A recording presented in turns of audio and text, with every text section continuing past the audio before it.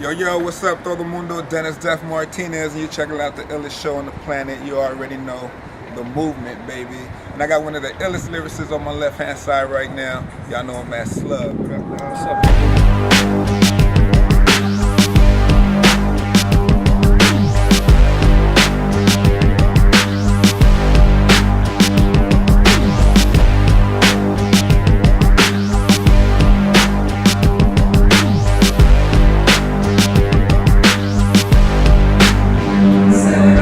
He wanted to make a difference, be understood, right? Wanted to go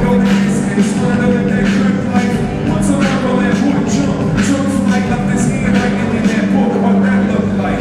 Happy Line is like crowded around the corner. Got this place sold out 2 nights in a row. You know, I mean, I seen Gwen Stefani do it, and you know, they have like a big mainstream name, but like underground cats also have that same power. So it's like, can you kind of elaborate on that, how that works? I mean, it's like there's a big scene for this, man. There's a lot of kids that are down with it. The difference between, I think, the mainstream artists that do it and how we do it is like the mainstream artists are available to everybody.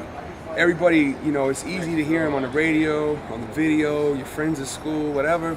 Whereas with groups like us or Abstract Rude, the kids that get into us generally searched us out themselves. You know, I didn't have a big budget to make sure that I could implant myself into their heads. You know what I mean? It's like, and so on one hand, the kids that do find us, they take us real personal because they feel like they discovered us. They feel like they found us. And so it adds to their identities. You know what I'm saying? So it's kind of a beautiful thing. We love you more than so Big ass fans. We said by 2008, this year we're gonna meet you. So that's our New Year's resolution. We love you, Slug. We came all the way from Santa Barbara today to see you. Scalp tickets. Yeah, we got him. We got him. Yeah. You know, it's like, I mean, granted, we still have our goals. We still have, you know, the things we want to get done and do for the movement. And one of them things is not so much to make this mainstream, but to make it available to people who might not have the resources to go searching for stuff. You know what I'm saying? It's like, there's kids out there that ain't got the internet. They ain't got the access to find Abstract Rude or me. And even though, you know, cats like us, we got gems for these kids. We got things to say to these kids. And some of the kids that really need to hear what we're talking about sometimes don't even get the opportunity to hear us. And that's really that's the barrier we're trying to break, you know. And with that, I see it starting to break because of how popular some of us are getting. Then you see kids starting to go, okay, let me check this out. What is this? You know, and that's hopefully, you know, where everything will come together. Ain't no way to explain or say how painful the hangover was today. In front of the toilet on my hands and knees, trying to breathe in between the dry heaves. My baby made me some coffee, afraid that if I drink some, it's probably coming right back out me. Couple of Advil, relax and chill, at a standstill with how bad I feel. I think I need to smell fresh air, so I stepped out the back door and fell down the stairs. Sunlight hit me dead in my eye like this man that I gave half a day to last night. Bad sight made me trip on my ass right into that patch of grass like that's life. All of a sudden, I realized something. The weather is amazing, even the birds are bumping. Stood up and took a look at a rat. There's that light that I forgot that I possessed. Never really seen exercise and strength, but I think something's telling me to ride that 10 speed. Brakes are broke, it's alright. Tires got air and the chain seems tight. Hopped on and felt the summertime. It reminds me of one of those rooftop lines like, hey, hey, hey, hey. Let's start breaking it down. All right, so for those of my viewers out there that really don't know you or your background, can you break it down for us? How'd you get in the music game? I mean, I'm from Minneapolis, Minnesota, and so, you know, in the mid-'80s, I'm a product of a kid who really didn't know nothing about hip-hop, just saw it starting to make its way into my area via media, movies. You know, breaking came out, and all of us were like, what is this? You know, it's a youth thing, so we felt already like we identified with it. We wanted to get down with it, so we was hungry for more. So then, you know, I had friends that were bringing mixtapes back from New York, and I'd always heard rap because my dad would drive around in his car and it would come on the radio. It'd be Earth, Wind, and Fire, and then Rapper's Delight, and then something else. But to me, I didn't see it as the movement because I was just a kid. It was just more music that my dad played. But right around the time that Run DMC happened, that's when I was like, yo, these dudes ain't talking to my dad. These dudes are talking to me. You know what I mean? And so that's, you know, that's really what, I think Run DMC is what really clinched it for me, or it pulled me in at like 12, 13 years old. You know, when they did King of Rock, even their first record, I knew what it was and it was hitting, but I wasn't really old enough to be out buying records just yet. But when King of Rock came out, that's when I was on it. That's when I started, you know, doing whatever, shoveling sidewalks for old people just so I could get $5 so I could run down to the record store and cop a LL Cool J 12-inch or something. And from there, man, it was just like any kid from a city that wasn't on the coast.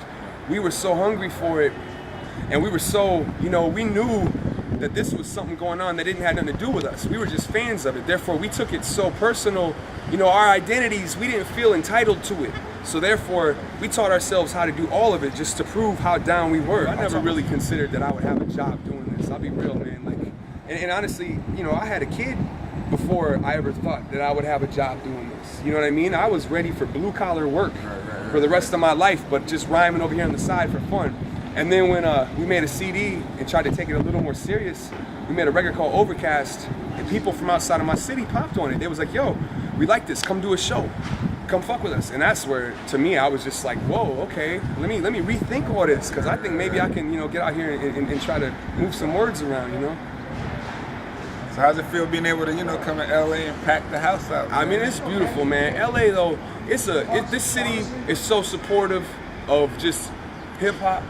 You know what I'm saying? Like, before anybody knew who we were anywhere else, LA was already giving us love. You know what I mean? Because it's like these kids here, they want art, they want movement, they want hip hop, they want positivity. You know what I mean? It's not the same anywhere else, really. I'm not even front. LA has got something. California got something that I don't see nowhere else. You know, where it's just like. Whenever we come to Los Angeles, my balls hang real low. They're like way down here. It's the gravity. You know, I was just making an observation about my balls hanging low the other day. It's actually San Andreas fault. Ball bonding. All right, last house.